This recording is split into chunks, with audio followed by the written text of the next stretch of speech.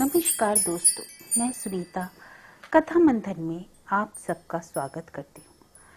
कथा मंथन में आज सुनिए प्रेमचंद की कहानी एक आंच की कसर। सारे नगर में महाशय यशोदानंद जी का बखान हो रहा था। नगर में ही नहीं, समस्त प्रांत में उनकी कीर्ति गाई जाती थी। समाचार पत्रों में टिप्पणियां हो रही थी। मित्रों से प्रशंसापूर्ण पत्रों का तांता लगा हुआ था। समाज सेवा इसको कहते हैं। उन्नत विचार के लोग ऐसा ही करते हैं। महाशय जी ने शिक्षित समुदाय का मुख उज्जवल कर दिया। कौन यह कहने का साहस कर सकता है कि हमारे नेता केवल बात के धनी या काम के धनी ने? महाशय जी चाहते तो अपने पुत्र के लिए उन्हें कम से कम 20,000 रुपये दहेज में मिलते, उस पर खुशामद खाते में। मगर लाला साहब ने सिद्धांत के सामने धन को रत्ती भर बराबर परवाह न की और अपने पुत्र का विवाह बिना एक पाई दहेज लिए स्वीकार किया। वाह रे वाह! हिम्मत हो तो ऐसी, सिद्धांत प्रेम हो तो ऐसा, आदर्श पालन हो तो ऐसा। वाह रे सच्चे वीर! अपनी माता के सच्चे सपूत, तूने वह कर दिखाया जो कभी भी किसी ने न किया था। हम बड़े गर्व से तेरे सामने मस्तक नवाते हैं। महाशय यशोदानंद के 2 पुत्र थे। बड़ा लड़का पढ़ लिख कर फाजिल हो चुका था, उसी का विवाह हो रहा था और जैसा हम देख चुके हैं, बिना कुछ दहेज लिए। आज वर का तिलक था। शाहजहांपुर के महाशय स्वामी दयाल तिलक लेकर आने वाले थे। शहर के गणमान्य सज्जनों को निमंत्रण दे दिए गए थे। वे लोग जमा हो गए थे। महफिल सजी हुई थी। एक प्रवीण सितारिया अपना कौशल दिखाकर लोगों को मुग्ध कर रहा था। दावत का सामान भी तैयार था। मित्रगण यशोदानंद की को बधाइयां दे रहे थे। एक महाशय बोले, तुमने तो यार कमाल कर दिया। दूसरे, कमाल जी कहिए, झंडे गाड़ दिए। अब तक जिसे देखा मंच पर व्याख्यान झाड़ते, जब काम करने का अवसर आता तो लोग दुम दबा देते थे। तीसरा बोला, कैसे कैसे बहाने गढ़े जाते थे साहब, हमें तो दहेज से सख्त नफरत है, यह मेरे सिद्धांत के विरुद्ध है, पर क्या करूं, बच्चों का कि अम्मी जान ही नहीं मानती। कोई अपने बाप पर फेंकता तो कोई किसी एक खुर्राट पर। चौथा, अजी कितने तो ऐसे बेहया हैं जो साफ साफ कह देते हैं कि हमने लड़के की शिक्षा दीक्षा में जितना खर्च किया है हमें तो मिलना ही चाहिए, माना उन्होंने यह रुपए किसी बैंक में जमा किए थे। पांचवा, खूब समझ रहा हूं आप लोग मुझ पर छींटे उड़ा रहे हैं, इसमें लड़के वालों का ही सारा दोष है या लड़के वालों का भी कुछ है? लड़की वालों का भी तो दोष होता है। पहला, लड़की वाले का क्या दोष, सिवाय इसके कि वह लड़की का बाप है? दूसरा, सारा दोष ईश्वर का जिसने लड़कियां पैदा की, क्यों? पांचवा, मैं यह नहीं कहता ना सारा दोष लड़की वाले का है ना सारा दोष लड़के वालों का, दोनों ही दोषी हैं। अगर लड़की वाला कुछ ना दे तो उसे यह शिकायत करने का कोई अधिकार नहीं कि डाल क्यों नहीं लाए, सुंदर जोड़े क्यों नहीं लाए, बाजे गाजे और धूमधाम के साथ क्यों नहीं आए, बताइए। चौथा, हाँ, आपका यह प्रश्न तो गौर करने लायक है। मेरी समझ में तो ऐसी दशा में लड़के के पिता से यह शिकायत ना होनी चाहिए। पांचवा, तो यूं कहिए कि दहेज की प्रथा के साथ ही डाल, गहने और जोड़ों की प्रथा भी त्याज्य है। केवल दहेज को मिटाने का प्रयत्न करना व्यर्थ है। यशोदानंद, यह भी लेम एक्सक्यूज है, मैंने दहेज नहीं लिया, लेकिन क्या डाल गहने ना ले जाऊंगा? पहला, महाशय आपकी तो बात ही निराली है। आप अपनी गिनती हम दुनिया वालों के साथ क्यों करते हैं? आपका स्थान तो देवताओं के साथ है।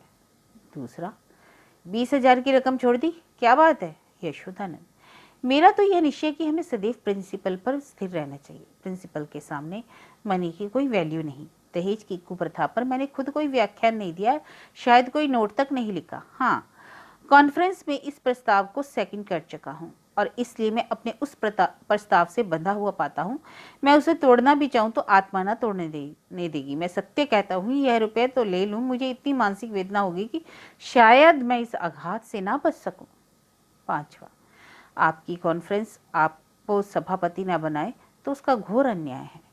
यशोदानंद, मैंने अपनी ड्यूटी कर दी, उसका रिकॉग्निशन हो या ना हो मुझे इसकी परवाह नहीं। इतने में खबर हुई कि महाशय स्वामी दयाल आ पहुंचे। लोग उनका अभिवादन करने तैयार हुए। उन्हें मनसद पर ला बिठाया और तिलक का संस्कार आरंभ हुआ। स्वामी दयाल ने एक ढाक के पत्तल पर नारियल, सुपारी, चावल, पान आदि वस्तुएं वर के सामने रखी। ब्राह्मणों ने मंत्र पढ़े, हवन हुआ और वर के माथे पर तिलक लगा दिया गया। तुरंत घर की स्त्रियों ने मंगलाचरण गाना शुरू किया। यहाँ महफिल में महाशय यशोदानंद ने एक चौके पर खड़े होकर दहेज की कुप्रथा पर व्याख्यान देना शुरू किया। व्याख्यान पहले से लिखकर तैयार कर लिया गया था। उन्होंने दहेज की ऐतिहासिक व्याख्या की थी। पूर्व काल में दहेज का नाम भी ना था। महाशयों, कोई जानता ही ना था कि दहेज ठहरौनी किसी चिड़िया का नाम है। सत्य मानिए, कोई नहीं जानता कि ठहरौनी है क्या चीज, पशु या पक्षी, आसमान में या जमीन में, खाने में या पीने में। बादशाही जमाने में इस प्रथा की बुनियाद पड़ी। हमारे युवक सेनाओं में सम्मिलित होने लगे।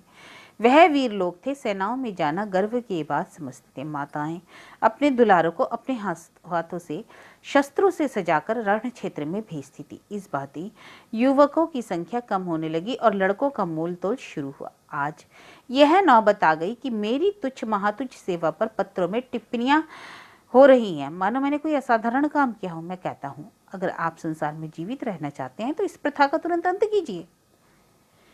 एक महाशय ने शंका की, क्या इसका अंत किए बिना हम सब मर जाएंगे? यशोधरन, अगर ऐसा होता तो क्या पूछना था, लोगों को दंड मिल जाता। और वास्तव में ऐसा होना चाहिए। यह ईश्वर का अत्याचार है कि ऐसे लोभी, धन पर गिरने वाले, बुर्दा फरोश, अपनी संतान का विक्रय करने वाले नराधम जीवित है और सुखी हैं। समाज उनका तिरस्कार नहीं करता, मगर वह सब बुर्दा फरोश हैं इत्यादि। व्याख्यान बहुत लंबा और हास्य से भरा हुआ था। लोगों ने खूब वाहवाह की। अपना वक्तव्य समाप्त करने के बाद उन्होंने एक छोटे लड़के परमानंद को, जिसकी अवस्था कोई 7 वर्ष की थी, मंच पर खड़ा किया। उसे उन्होंने एक छोटा सा व्याख्यान लिखकर दे रखा था। दिखाना चाहते थे कि इस कुल के छोटे से बालक भी कितने कुशार्ग बुद्धि हैं। सभी समाजों में बालकों से व्याख्यान दिलाने की प्रथा है ही। किसी को कौतूहल ना हुआ। बालक बड़ा सुंदर, होनहार और हंसमुखता मुस्कुराता हुआ मंच पर आया और जेब में से एक कागज निकालकर बड़े गर्व के साथ उच्च स्वर में पढ़ने लगा। प्रिय बंधुवर, नमस्कार। आपके पत्र से विदित होता है कि आपको मुझ पर विश्वास नहीं है। मैं ईश्वर को साक्षी करके निवेदन करता हूँ कि निर्दिष्ट धन आपकी सेवा में इतनी गुप्त रीति से पहुंचेगा कि किसी को लेश मात्र भी संदेह ना होगा। हाँ, केवल एक जिज्ञासा करने की धृष्टता करता हूँ। इस व्यापार को गुप्त रखने से आपको जो सम्मान और प्रतिष्ठा लाभ होगा और मेरे निकटवर्ती में मेरी जो निंदा की जाएगी, उसके उपलक्ष्य में मेरे साथ क्या रियायत होगी। मेरा विनीत अनुरोध है कि 25 में से 5 निकालकर मेरे साथ न्याय किया जाए। महाशय यशोदानंद घर में मेहमानों के लिए भोजन परोसने का आदेश करने गए थे। निकले तो यह वाक्य उनके कान में पड़ा, 25 में से 5 निकालकर मेरे साथ न्याय कीजिए। चेहरा फक हो गया। झपटकर लड़के के पास गए, कागज को उसके हाथ से छीन लिया और बोले, नालायक, क्या पढ़ रहा है? यह तो किसी मुवक्किल का खत है जो उसने अपने मुकदमे के बारे में लिखा था। यह तू कहाँ से उठा लाया शैतान? जाकर वह कागज ला जो तुझे लिखकर दिया गया था। एक महाशय, अजी पढ़ने दीजिए। इस तहरीर में जो लुत्फ है वह किसी दूसरी तकरीर में ना होगा। दूसरा, जादू है जो सिर पर चढ़कर बोले। तीसरा, आप जलसा बर्खास्त कीजिए, मैं तो चला।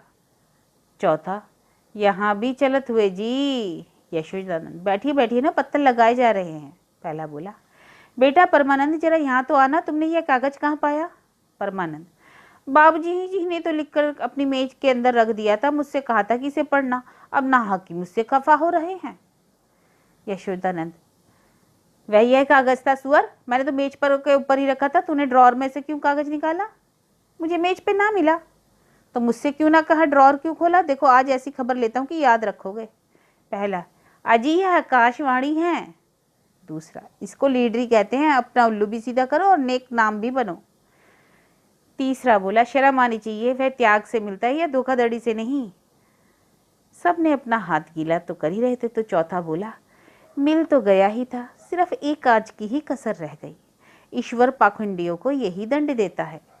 कहते हुए लोग उठ खड़े हुए। यशोदानंद समझ गई कि भंडा फूट गया, अब रंग ना जमेगा। बार बार परमानंद को कुपित नेत्रों से देखते और डंडा तोल कर रह जाते। इस शैतान ने यहाँ जीती जिताई बाजी खो दी। मुंह में कालिक लग गई, सिर नीचा हो गया, गोली मार देने का काम किया है। उधर रास्ते में मित्र वर्ग टिप्पणियां करते जा रहे थे। एक, ईश्वर ने मुंह में कैसी कालीमा लगाई कि हयादार होगा तो अब सूरत ना दिखाएगा। दूसरा, ऐसे ऐसे धनी मानी विद्वान लोग पतित हो सकते हैं। मुझे तो यही आश्चर्य है, लेना है तो खुले खजाने लो। कौन तुम्हारा हाथ पकड़ता ही है? क्या माल भी चुपके चुपके उड़ाओ और यश भी कमाओ, मक्कार कहीं का। चौथा, यशोदानंद पर तो अब मुझे दया आ रही है। बेचारे ने इतनी धूर्तता की, उस पर भी कलई खुल ही गई। बस एक आँच की कसर रह गई।